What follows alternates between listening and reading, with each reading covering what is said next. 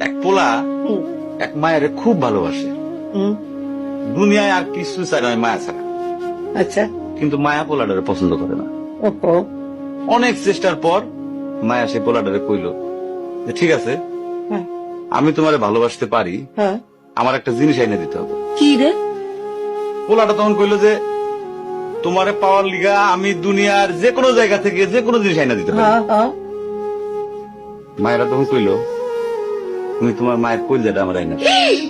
কি ক- কি ক- কি কি- কি- শুনোই না, কি গল্প শোনালি দিদু?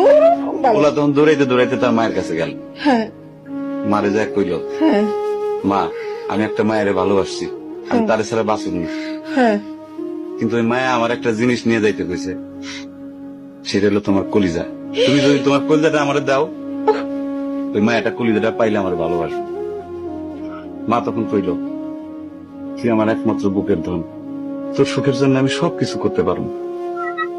পরে মা বুকটা ফাইরা কলিজাটা বাইর করে পোলার হাতে দিল। আরে মা, পোলাটা কলিজাটা হাতে পাইয়া যে কি খুশি, মা দৌড়াইতেছে দৌড়াইতেছে দৌড়াইতেছে, দৌড়াইতে দৌড়াইতে হঠাৎ রাস্তার মধ্যে উষ্টা খাইয়া পড়ে গেছে।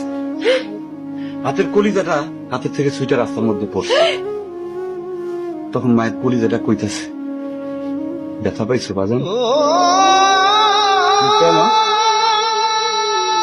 কোন মায়া যদি এইরকম কয়, সেই মায়ের আমি, আমার মনে হয় জগতের সব মায়ে একরকম, মা আমি পারুম না, মা আমি তোমার ছাড়া আমি থাকতে পারবো না, মা।